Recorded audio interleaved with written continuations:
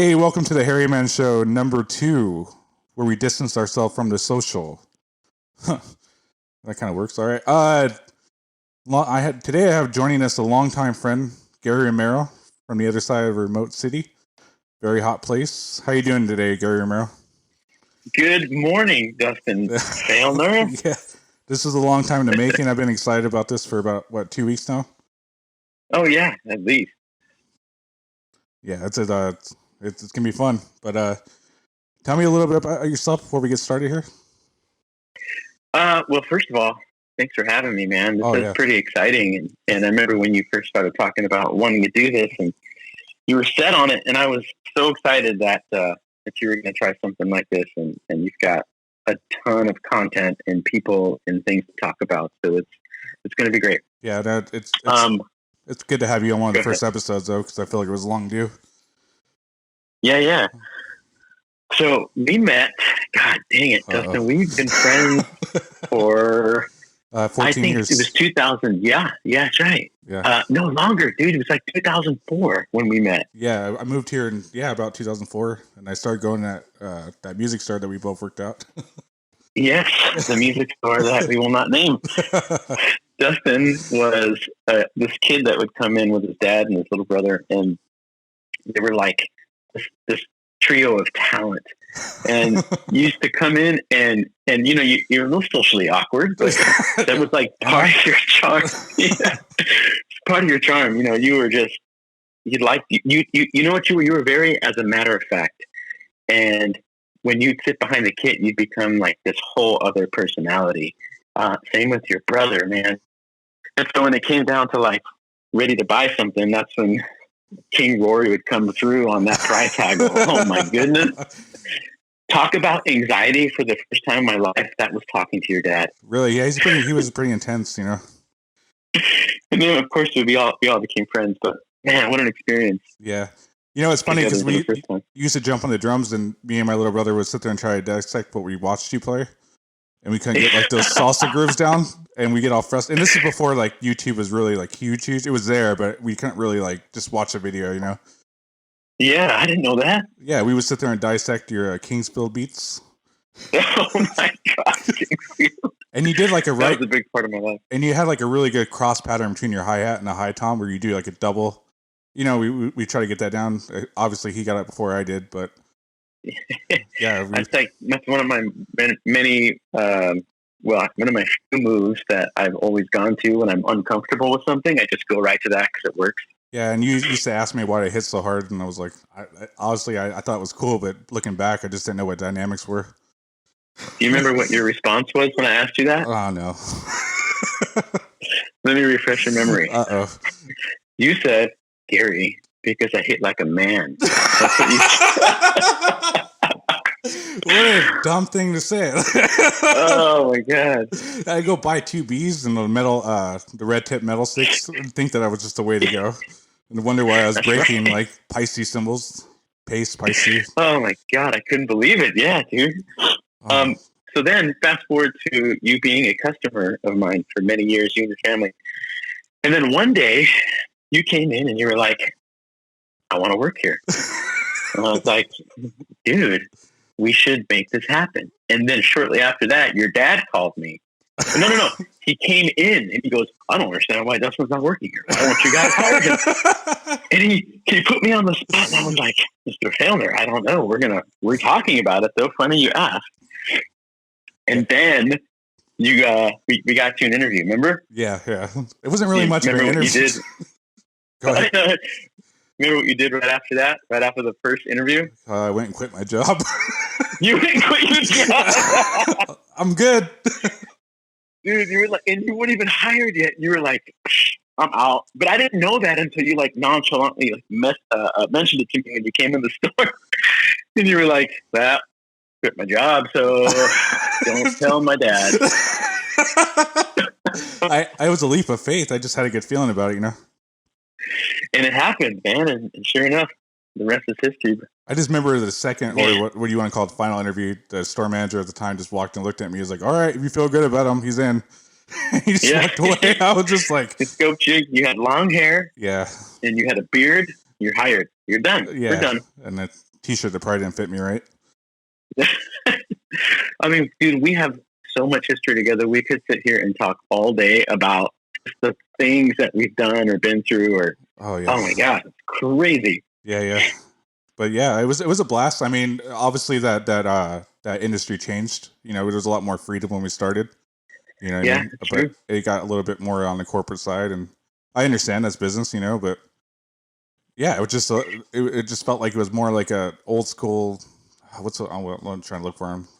It's just more freedom what we had basically. We did, and you know, I know you and I are both super thankful for our time there, and the relationships that we made, and how fun things were at one point. And it's true that when things change, everyone feels it, and it's just time to go. It's time to start a new chapter in your life. Yeah, and that's what we did. And I still talk to the majority of the people that we work with. I mean, I know you do too, but yeah, I still check on them, guys and gals that we work with. That's right. You always kind of stay a family with all those people that you were. Yeah, if you lose the memories, it's just a waste at that point. That's right. Yeah, but the last show that you did, your first show, you had mentioned the scare tactics. And how you had brought that culture to your new job. Yeah, and that's it's lingering above other places, but it's fun. Oh man, it definitely builds the camaraderie. It made my heart smile because that was such a big part of the fun that we had in the elaborate time we would put in scaring each other on every level possible, and then it got down to, okay, you're gonna film it. You're going to scare. So I have so many documented videos of you. And there's one in particular, dude, that I wish that we could share. Maybe you can squeeze this in if I send it to you. Yeah. I mean, I had you. Go ahead. So sorry. I wanted to make a compilation video. I guess it doesn't matter now. I already made one. Oh, that's right. Yeah, I'm sending it to you. Yeah. And so there's one in particular though. I had you doing like this merch project on, the wall and the drum department. Uh-huh. And I don't know if it's just a bad day or a bad moment, but I found this opportunity to really get you because you were so concentrating. And the look you gave me scared me half to death. And to this day, when I watch that video, I'm like, dude, it's like a bulldog ready to attack me. And you had to like hold yourself together from killing me in that very moment. Oh my God. Yeah, I do get focused on things, and I still do that quite often. But I remember particularly, I don't think you were there, but remember the whole dumpster thing? Oh my! I have that on video. Yeah, yes. I have to share that because I heard him scream from inside 3 walls, and I like to share that with all you guys pretty soon. I guess we're free to do that now, but yeah, I mean, yeah. Those were good times, and like I said, that builds camaraderie and.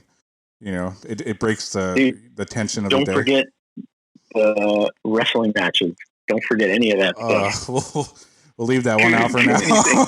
We'll leave that one. Yeah, we did that not at that place. We did that at another place, right? Yeah.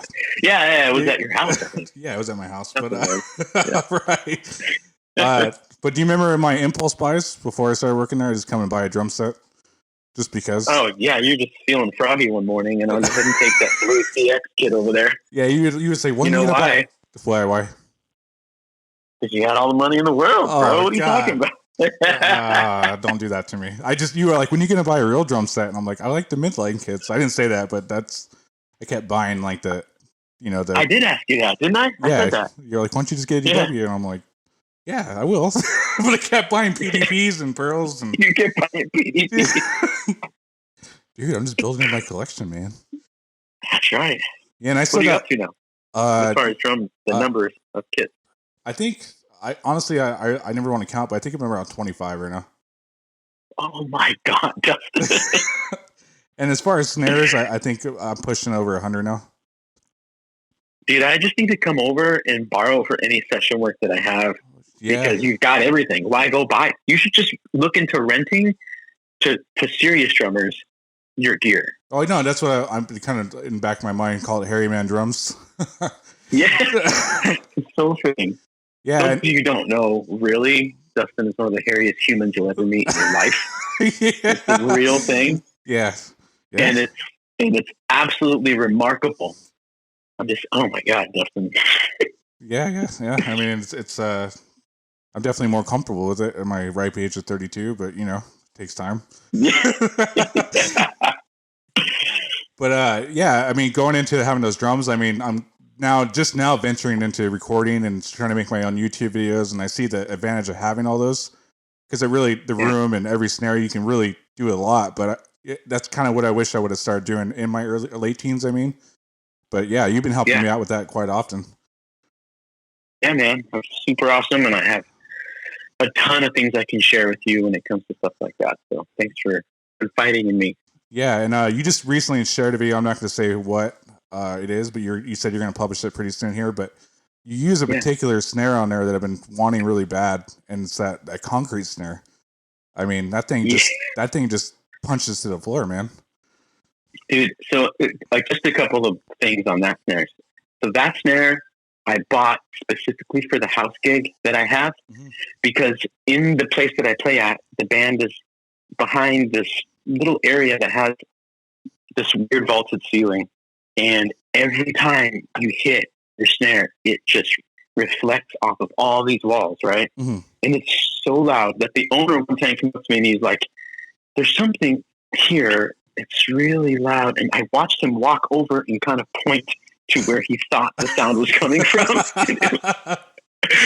And I was using the loudest snare I possibly could, which was my edged DW snare. And I just, I love the tone. So I was smacking the shit out of it. Or, oops, censor that. No, we're on adult explicit terms here, so you're fine. Okay, so then to make him happy, I started doing research on a drum that was going to give me that really fat crack, but it just decays super quick. And you can lay into it as hard as you want. And the volume level kind of has its own like built-in compression, which is what that cement does. Yeah. And I've never recorded with it, but I recorded with it for the first time on that video I shared with you last night. So, man, that drum is probably one of the most versatile drums that I have, and it's killer. It's under $1,000, and you can get a premium product out of it. And what a weird concept to use concrete cement as a drum. What the heck is that? I almost thought about the idea of just experimenting myself trying to make one, but I mean, you got to have a way to make a snare bed on it and everything, because it's going to sound like a chunk of a rock if you do it wrong. It will. It'll sound terrible. Don't do it. Yeah. So what kind of head do you run on that? Right now, I put it's a P77 Remo. Oh, nice. And it's a clear head, because they make them in the coated and the clear, and all kinds of colors too. But I used a clear head because I wanted it to sound more wet, if that makes sense. Yeah, you want that slap. Yes. When you don't get that with the coated, you get more of a drier hit. But specifically for the video that I did, that snare that I'm trying to emulate in the actual track is a very thick, wet tone. Yeah, it has a very like dance thud to it, if that makes sense. Yes, like an 80s throwback. Yeah, almost like a Def Leppard snare, like that real thick tom thud. Just like you're aiming for the floor the whole time. Yes, exactly. And excuse me, I'm repeating myself, but I've been eyeballing them. I think that's one of my next endeavors, getting one of those. You deserve it. They got them all over the place. Yeah. But, how's the weight locally, on it? It's heavy, dude. It's heavy, which is to be expected, right? Yeah, and you carry it in a hard case, right? I do not. I don't know that I'd be able to lift it if I had a hard case in it. So we got to go bag. Yeah. You got a trailer behind you. Yeah, exactly. Yeah. But yeah, speaking of Gary, I mean, you've always been a DW guy. I know you venture out here and there, but would you still say that's your go-to? I know I don't want to say what you recently got. It's up to you, but yeah, would you say DW is your number one, or? I think it'll always be my number one. It's just a product that I've never been able to get away from because of how innovative every year that company is. And not only innovative, but they're able to bring in any artist in the world that they possibly want because of the tonal quality that you get with these drums, dude. And that's not just a high-end kit. You can go into their mid-class kits, and it's the same thing. Like, you're going to get a quality drum set, even if you want to spend $800, or if you want to spend $2,500, or if you want to spend $5,000. You're going to get a super quality, kit. But because I'm a gear snob, and I'm just gonna put that out there. Yeah. I have to have the exotic finishes. You know, you want to custom build your own beautiful drum workshop kit. Yes. So yes, I have spent a lot of money over the past 20 years on DW drums. Yeah, and right now you're playing that exotic, right? Is what kind of shell was that again? Gosh, I can't remember. Oh no, it's a marble. No, I can't remember. It's a burl though. No, not a burl, but it's a maple shell. No. Yes, it's. God, you know, I can't believe Ray knows exactly what the finish is, except for me. I can't remember what the finish is. Well, that was the finish. I remember we used to get the DW catalogs, and I used to go through them, and there was 2 finishes. That was one of them I really wanted. And then I got it. It's a mineral maple, and it's the blue to natural burst. Bam. Yeah, and then I remember me and you both wanted that purple to natural look. Yes. So, yeah. No, and I had it. Oh, that's right. Yeah, sorry to bring that up, but yeah, that's one. Dude, why you got to bring up such a terrible memory? Oh, I'm sorry, dude. That wasn't intended, but I'm going to tell your listeners what happened. I got robbed. My drums got stolen from my garage. Yeah. On my beautiful DW, but you know what? It's okay, because that just meant it wasn't meant to be. Apparently, the person who stole it needed it more than I did. Mm-hmm. So I got another one. And this one doesn't go into the garage. But you know what was cool about the whole situation? You saw all the respect of the community come out and share that for you and talk about it. It just showed that people respected you. You're a good guy. They didn't want to see that happen to you. And that was... Dude, it was amazing. The outpour that we got. And not only once, but like for years, we would get these viral posts on people trying to get my drums back and getting really, really close to finding the criminal. And then, you know, obviously... I won't name the police department that didn't help me, but they just would never do anything about it. Yes. But dude, the power of the local community and the scene, absolutely amazing. Yeah, and I remember waking up the next day just feeling it. You know what I mean? It bothered me really bad. Worst feeling ever. Worst feeling. But speaking of which, where can they see your new your exotic kit? What was the name of your YouTube channel and your Facebook page? Oh yeah. So my YouTube channel. Super easy to find. You can literally just type in Gary Romero II, and you will find all the videos that I have up. I try to keep content as current as possible, so I'm trying to do a couple of videos each month, and that's really primarily where I'll use what I'll use to do all my recording is that exotic kit. I have other drum sets, but that's go-to for recording. It's just nothing like it when you hear it. And then my Facebook, I also post everything to Facebook as well, like all my videos, it'll go straight there as well as YouTube, but same thing. It's just Gary Romero II. Click on it. You know, you might even like what you see. So yeah, I mean, I definitely recommend everyone checking it out. I mean, I still go back and watch them because the way you mic your drums and just the clarity of the rolls you do on the toms, they're great. And speaking of which, what kind of microphones are you using on those toms? Man, so these mics. Thank you, by the way, Dustin. Yeah. These mics they're Audix condensers. So these were designed to be similar to like the tiny Shure condensers. Mm-hmm. And at the time when I bought these were like they had just hit the market. I think it was like 2015. So these were relatively new. A ton of really good reviews. I think the most appealing thing was the reviews and the price point was just more affordable than the Shures were at that moment. They're called the Audix Micro Ds. And what I use is these as well as I use one for the snare. And then with the snare, there's also a bottom mic. So you can get the resonant and the fat full tone that you cannot get from your top head. Gotcha. But the condenser mics, man, clarity, clear, and very minimal EQing when you actually get into the editing process. Fantastic mic. Yeah, and you're using Pro Tools, correct? I do. I've been using Pro Tools since like the late 90s. Oh, wow. Yeah, I just ventured into using Logic Pro, and yeah, it's a bit to chew at first, but it is. Yeah. But you're in the right spot because Logic and Pro Tools are the industry standard for any DAW. So you know what the key point is I'm having fun with it, and I do learn something every time I sit down with it, and the frustration kind of pays off. It's just like anything else, and like I said, I wish I would have ventured into it a long time ago, but it is what it is, and hopefully I could produce some solid content myself myself. And, I mean, I'm now I'm playing a Ludwig drum set, and I remember actually I bought it off you, that Ludwig Classic Maple. Yeah. Oh man, I love that drum set. Yeah, and I'm a DW guy myself, and but they're stacked up there right now. But that Ludwig kit, even with the old heads on it right now, it just sounds punchy. It just like it's ready to go all the time. Yep.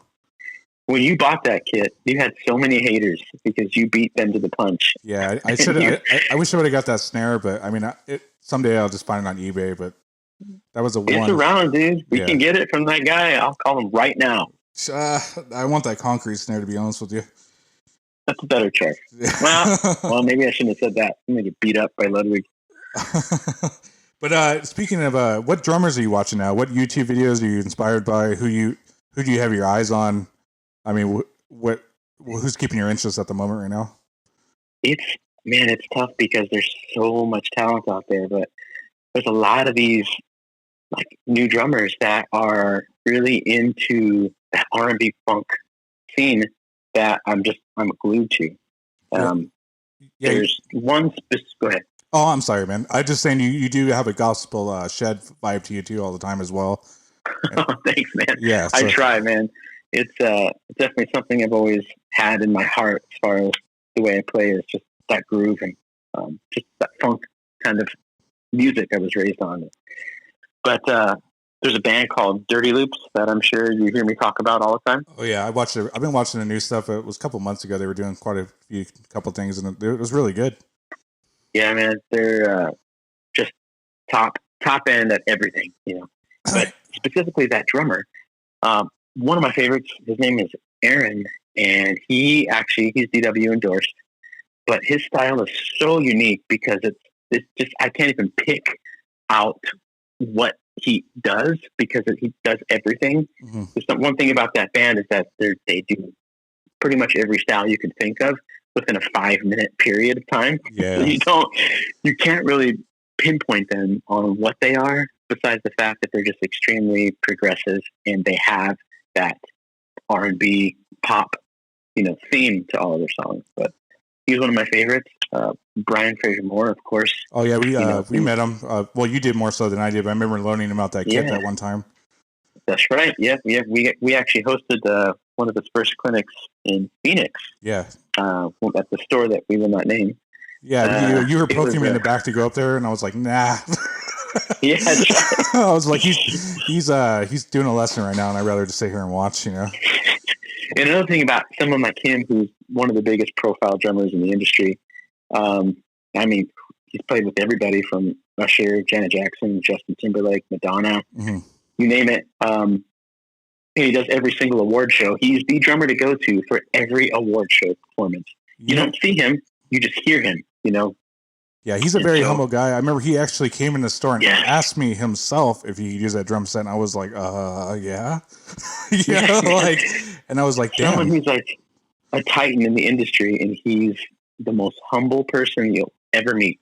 And it wasn't. He's obviously an endorsed drummer. He wasn't in like that kind of need, but you can't move a live rig like that to do a clinic. So it wasn't not putting him down any light there, but it just was more convenient for him to help him out. And yeah, I mean, who's saying no to that? I mean, yeah.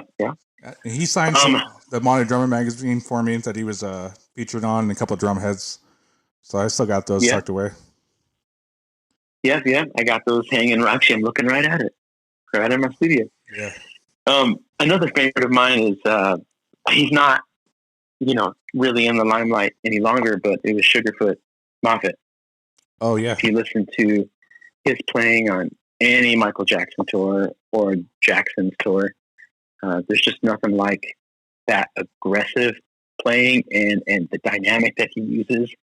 And and he was like one of the first drummers that I saw using tracks live. Michael was really big on enhancing the performance to the max. And he was using tracks late 80s to produce that experience with Michael Jackson. And if you listen to that live footage, incredible. But I didn't know that was even a thing at the time. Mm-hmm. Everyone was harping on musicianship. You got to be live. You got to this and that, which is great. But, if you want to give the ultimate performance, we all have supporting tracks to give you that. Yeah, and he actually came in the store the one day you weren't there. Not to bring up a sore. Dude, I'll never forget that. I did get to finally catch up with him, but man, the weirdest thing was Sugarfoot Moffett, legendary drummer, was linked to one of the most annoying humans that we ever met in our entire life. Do you remember? No, yeah, but to a certain extent, but he was a nice guy, you know. He was not, dude. He's so. You know what? We're not even going to say names because I don't want to hurt feelings. But, but this guy, anybody who knows us knows exactly who we're talking about. And knows exactly the tone that he would have when he'd come and ask for me. Yeah. And I can't even do it. But anyway, weirdest thing is Jonathan Sugarfoot Moffett was connected to this guy, and I'll never understand how they were such bros. Crazy. Yeah, it was always lunchtime when that guy showed up. 100%. Yeah. Go hide. Oh, you go to lunch? No, I'm going to lunch. And who would run to whoever, fastest. Yeah, exactly. But yeah, I mean, I remember we always had a thing for metal between us, and that was kind of like you're also a really good metal drummer as well. So I mean, thanks, man. And me and you always had we always both liked Killswitch Engage and Justin Foley and all that, and As I Lay Dying. But yeah, I mean, I still like the Killswitch Engage and what they're doing, and you would show me those kick patterns and those As I Lay Dying songs, and I would go home and practice with frustration. And all that stuff was like totally groundbreaking to me because there was a lot of bands who were already doing that, but it didn't sound natural. Whereas like Jordan and Justin had a very like organic way of playing those patterns, and then really syncopated. Whatever they were doing in between those kick patterns just blew my mind, right? But there was something specifically about Justin Foley, not only his drum tones, he's a Yamaha drummer too, so you can always tell what a Yamaha kit sounds like. But his influences were like nothing metal, zero. It was like a jazz influence. It was pop influence. It was funk influence. It was nothing to do with the metal genre whatsoever. So his approach was all of that mixed into one, and again, this dude would play on a 4-piece kit. Okay. And he would just in a 20-inch bass drum. No other metal drummer out there plays a 4-piece kit with a bass drum. No, he was a king of the stomp beat too. That king of the stomp beat. Yeah. Brought it back because everyone was afraid. They're like, oh no, it's got to be fast, blast beats and syncopation. He brought back that butt rock kind of feel, and then he'd go, bring that into whatever metal song they were doing, and then shift right out of it. But hands down to that guy, he's still one of my favorites. And that snare, he was the one who brought back the Def Leppard snare tone in metal. Thud, tom, smack, and man, still uses it to this day. I love it. Yeah, and those songs they're kind of timeless too. Everything. So, not to put you on the spot, what singer do you think is better? Dude, that's a tough one. Yeah, because people will just get so angry. But I'm gonna go against the grain, man. Howard. Yeah, I agree. I have to. Yeah, Howard.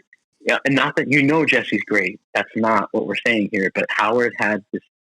I mean, he would command the stage, command the microphone with this huge voice that you would look at him like, there's no way that this vibrato is coming out of this giant metal sweaty guy up on stage. Like, there's just no way.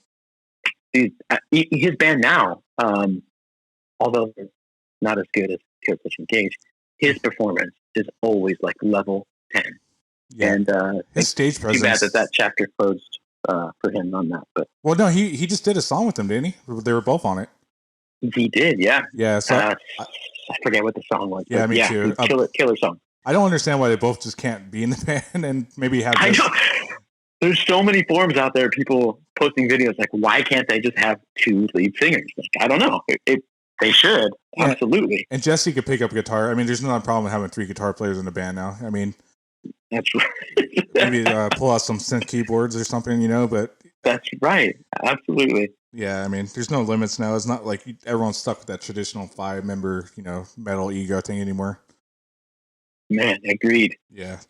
But speaking of which, what current bands? I know we're all on all hold right now, and the musicians aren't doing anything right now. But what current bands are you in right now? I know you play with your father as well. I do, yeah. So I'm the only band that I'm focused on is this band called New Destiny. My dad's band since 1978. These guys have been doing the local scene since then, and they have such a massive following and so much respect from every musician in town. It was really tough to get into this band. You know, you'd think, dude, my dad's the leader of the band. I should be able to just be in the band. That's not how it works. No.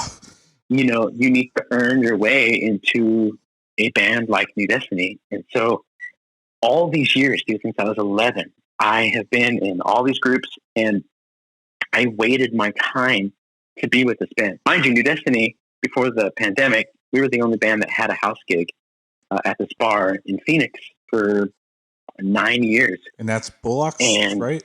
Bullock. Yeah, I've seen. Bullock, I went there a couple times and saw you. I remember that. You did, yeah. Yeah. And so, you know, I waited in line, and finally it happened. There was an opportunity where the drummer they had, they decided to part ways with. And the moment that happened, they called me, and I put my 2 weeks into the band that I was in at the time. That was in 2015. And ever since then, it's just been like bliss. I love playing with these guys. Definitely the best musicians that I've ever played with. And it's the music that I love. I want to play old school funk. I want to play 80s rock. I want to play some Latin music. But really, it comes down to that New Jack Swing feel, and we do a lot of the early 90s R&B, and that's pretty much where my heart is. And so I'd like to think we do it pretty good. And there's been a lot of positive messages we've been getting about just, you know, hoping that we're doing all right, and people can't wait to come hear us again. And just, you know, everyone's just waiting out this whole thing to blow over. Yeah, and I know it's hard to say, but when do you gauge you guys will be back on the scene? I know everything's changing day to day, but when do you think you guys are going to be back out there? I think everyone kind of has an idea, but we're probably going to be looking after the summer, so sometime in September, I would imagine. Yeah, when it cools down too. Yeah, when it cools down, I think that the bar will be ready to, you know, have that. Again, that could change with these spikes that we're seeing, but that's what we're shooting for. Yeah, it's hard to even guess at this point. Yeah. And your dad's an excellent musician. That's what I wanted to say. I mean, your dad has a hell of a voice. He's a great keyboard player. It was just entertaining to watch him, you know. So, I mean, thanks, man. And his name is Gary Romero Sr. So, all these you don't know, obviously, but yeah, that's Gary's dad. But what shout out to any local drummers or musicians that you would praise? I'm not trying to put you on the spot there, man. But I got one in mind. His name is Dustin Filner. I have a really close bond with him, but and I'm not joking. You're one of my favorites. Oh, thank you. Yeah. Shout out to, man, we've got so much talent in this town, man. Yeah, I know. I saw that was kind of a broad question there. That was kind of rough. So no one get offended because you're all close to my heart. Yeah. But of course, we have amazing talent like Ray Arona, who's also multi-talented. He's a keyboard player and drummer, and he's a level 10 at both of them. Yeah, he's just good at everything he does. Pretty much. Yeah, he's good. He's a good guy too. He goes out of his way to help you. I mean, he's just one of the people. I enjoy being around him. I mean, even when I go to the store to get some stuff, he always bends over backwards and helps out, and just a good guy, you know. Absolutely genuine. Him and I always keep each other in check with our gear too. That's also a fun thing. Yeah. As far as the drummers go, Robert Scott. I remember him. He's like legendary drummer in Phoenix. Still was playing 7 days a week up until the pandemic. His full-time gig. The reason I even started drums has to do with him. And Delwell Davis, Chris Strong. Yeah, Chris is a good guy too. The list goes on, man. Oh yeah, you know Chris. That's right. Yeah, well, I remember Robert Scott as well too. And one more, and then this is obviously not the last drummer, but come to mind was Abraham Ramos. I just did a video for him. He was doing an audition for a church. Oh, I watched And that. he came to my studio. Yeah, he came to my studio, recorded one take. What you saw was one take. And nailed it. He not only nailed it, he got the audition like a couple of days. He nailed the audition a couple of days later once he actually sent the link into the video. One of the most versatile drummers in this town. hands down. And Manny Castro. I don't know if you know who Manny Castro is. Sounds familiar. I mean, like I'm more of a face person than over names. I mean, it's so many people, you know. There's so many. Yancel, remember Yancel? Oh yeah. Dude, you don't expect how good she is when she sits down. You're like, you know, you had no idea. Not to sound biased or anything, but yeah, when you see her, like, what? Like, she sat down, she hit her snare, and you're just like, oh man, we're in for it. She kills everybody, man. I cannot even play with her in the same area as me because when I drop the stick or I fumble, it's just I can't. Yeah, and then now that we're speaking about Phoenix drummers, there's a really good Facebook page, and I've been speaking to Matt Indies. I don't know if I'm saying his last name right. Yeah. And then Randy Rass, we both know him, obviously. But yeah, if you guys want to check out Phoenix Drummers, it's a great place to talk to other drummers, see what's going on gig wise. I'll be sharing this podcast on that as well. And I obviously like to interview more drummers. This podcast just isn't about drums, among other things, but drums is the most important thing to me. But big shout out to them though, because I have been a follower for quite a few years. And Randy's a friend of ours, Matt's a friend of ours, but I was never asked to be featured on the page. And out of the blue, a few months ago, Matt had sent me a message and said, "I'd love to feature you for Drummer of the Week." Yeah, that's pretty cool. I mean, that had to feel pretty good. It was amazing. Yeah, I was totally honored, and I had to put together a bio. And I had never had a bio like a real one. That's the hardest. And so writing that was so hard and uncomfortable. But I actually learned a lot about myself during that process, and I got a ton of support once he posted it. So big shout out to Matt. Thank you for that. Yeah, and I like it. That page is really cool because everyone helped each other. It's not like an ego check or anything like that. And even if the guys do, absolutely, they get winged out. That right there, to have that kind of community with everyone just banded together and there's no weird egos. That's rare, man. I've actually never seen that before. Yeah, especially with drummers. I don't know. It's just all about who's got the nicer kid or who hits harder. Well, I mean, that's more of a adolescent way of thinking. But yeah, I mean, it's the truth. It is the truth. And that brings me back full circle to YouTube. I mean, YouTube is a great thing and a hurtful thing because sometimes I get on there and I'm like, oh my God, like I'm not even close to where I want to be, But you need that. I think we all do that. Yeah. We all beat ourselves up on, dude, this guy's 10 years younger than I am. And he murders, but that's just some just have it and some have to work super hard at it. And then there's just those freaks that are just born with it with no practicing and no understanding of whatever they're even playing. They're just coming from the heart and it just explodes. Amazing. Yeah. I've been looking more at the production value of some of these videos, and some guys are just so good. You know what I mean? It's just the mic setup and the camera setup, and that obviously that's what I'm deep diving into right now. I've been working on that more than actually practicing, but I need to flip that pretty soon here. The production part. Yeah, you know what? Your performance part's important, but the other half is the production part, because I've been working so hard at that production area on my videos to keep the watcher interested and just to keep things, vibrant and different angles and, not keeping the same view on yourself. I discovered this really good drummer the other day called Matt McGuire. Sounds familiar. On YouTube. Oh, is he in the Chainsmokers? Yes. Yeah, he does those cross patterns on those hi-hats, and you're like, oh. Yes, the cross patterns blew my mind. Yeah. Blew it. Yeah, I know exactly what you're talking about. Dude, precise, like just plays with just confidence. He's literally committed to every single hit that he does, and he's fantastic. Luke Holland, we all know Luke Holland. Oh, yeah. Another, one of the first. He paved the way in some sense, I mean? He showed you what it should be and how it should be. And he showed you, he plays songs that are in relevance, obviously. And he learned how to work it, you know what I mean? And I actually met him a long time ago because we were both under a sponsorship of 7 Drums before you went to DW, or 7? Yeah, 7 Drums. They were sponsoring a band I was in. So yeah, I met him a long time ago. Then he picked up that DW endorsement and he flew, I think the only time I met him was at the old job we used to work at. And he just came in because he lived in the area and he was just kind of playing around. And I don't know if he actually knew that his issue of Modern Drummer was releasing that week or if he was just trying to showboat for a second. But either way, if I was him, I would have showboated the shit out of my Modern Drummer feature. Yeah, that's That's our dream. That's a Bible passage right there. That's the best way I put it. I mean, you get on modern drumming, you're pretty much set in stone for life. Yep. You made it, dude. You're it. Then I saw the videos of him playing with Thomas Lang, and I'm like, oh my God, man. Another milestone. Yeah. Or he toured the world with Thomas Lang. Oh my God.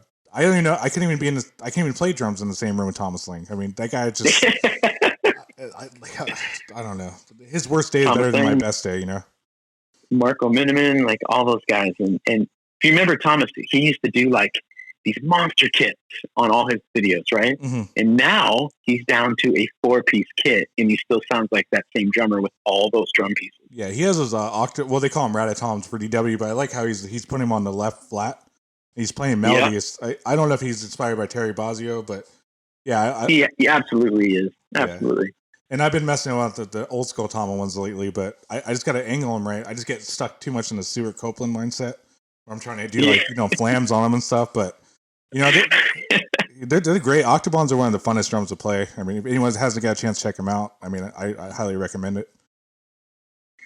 Yeah, the only time I've ever even thought that they were like relevant to me is when I was really into my Mike Portnoy stage, which I'm sure you remember that era of my life. Yeah. And I was like, I have to get those. I think everyone had a Mike Portnoy stage, you know? Everybody had a Mike Portnoy stage, absolutely. And then it goes away. I think I actually saw him live at Joe's Grotto with his what was the name of the band? It's after he left Dream Theater, but it was he did. I'm sorry. Oh. I saw him like from 3 feet away, and I was like, Jesus, man, this is like my childhood hero right here. And it was weird to see him in a little venue like that. But that was I met him at NAMM in 2011. And I was expecting him to be the biggest jerk in the world because that's just how he perceives himself, really. And he wasn't. He was a sweetheart, and I was so happy that I didn't have that moment ruined by somebody who's, big-headed. He was not like that. He was surprisingly very cool. Yeah, his son's up and coming, too. I haven't really checked it out too much, but he's putting a lot of energy into his son, which, as he should, you know? Yes, absolutely. His son looks just like him when he was younger, but yeah, I mean...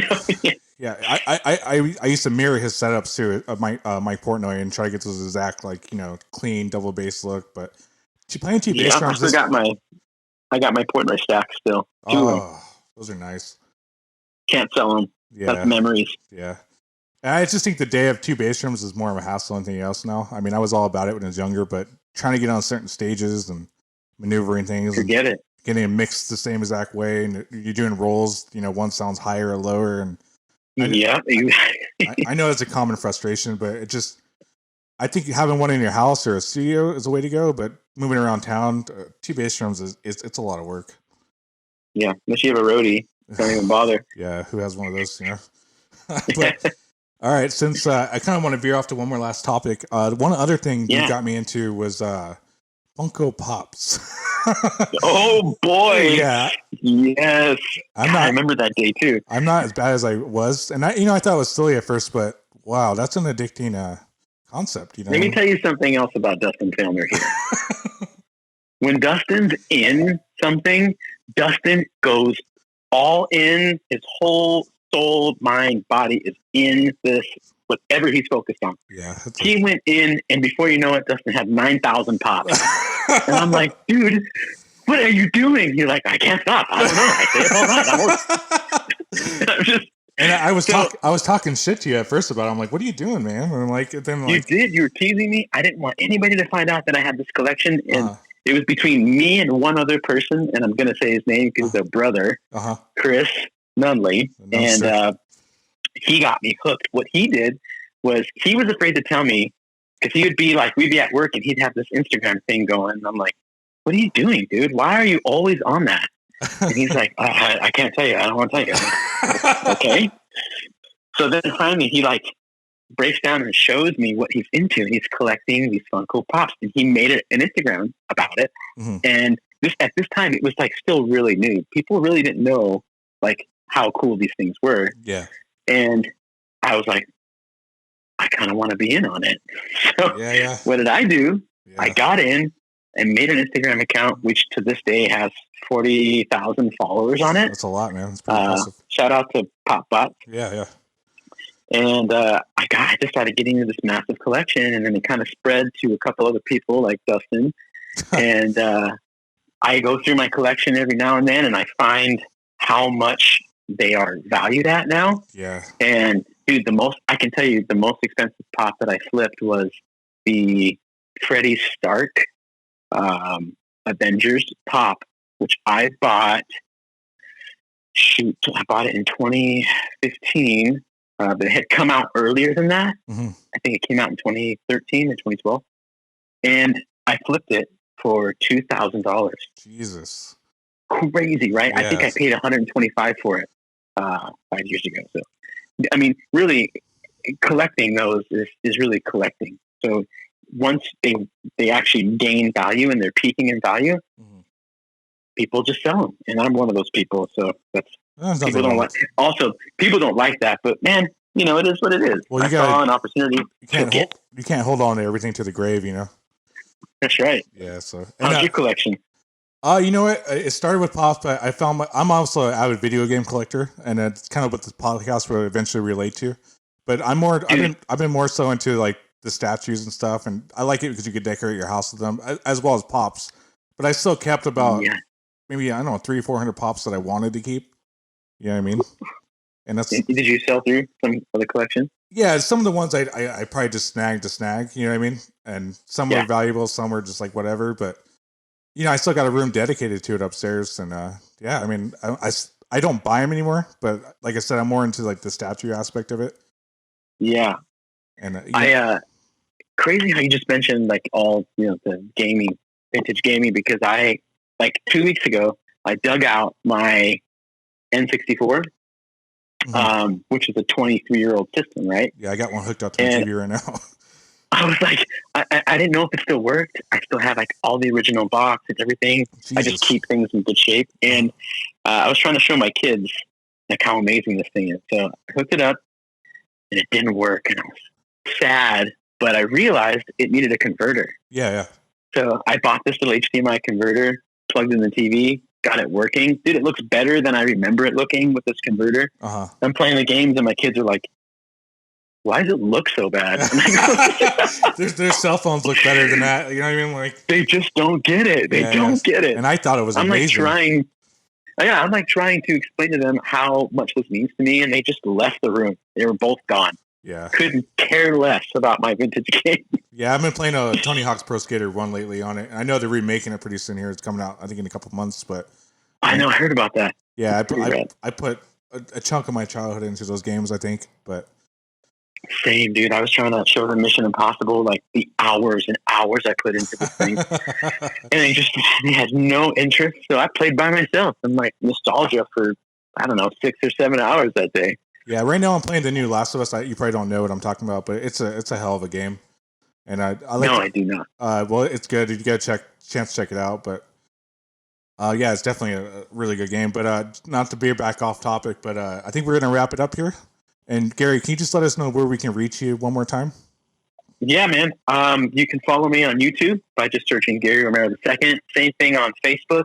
And I do have a Facebook for my studio too. It's GR2 Studio. If any local drummers in town are interested in laying some tracks or doing any drum videos, you can contact me and we can talk it out. Yeah, and you're also helping out with production with other people too, so that's really cool. And, yeah. And as far Dustin, go ahead. Thank you so much for having me, dude. I can't even believe this is actually happening. This is rad. Well, as far as the podcast goes, we're actually officially on Apple Podcasts, Spotify, under The Harry Man Show. You can find us on YouTube. I'll try to get this uploaded today. The Harry Man Show. I just started a Facebook page, so if you can like and share and look into it, any support is appreciated. I have a couple of great guests lined up. As soon as I get more news on it, I'll announce them. But man, Gary, I really, really, really appreciate this, man. No problem. Thanks for inviting. Yeah. So we're going to wrap it up, and that was the Harry Man Show, episode 2. Thank you. And one last thing, I forgot to mention a really good friend that will be co-hosting many more episodes with me in the future here, Chris Larson. Thank you very much for supporting the page and all the other things. But more to hear from him soon. Thank you.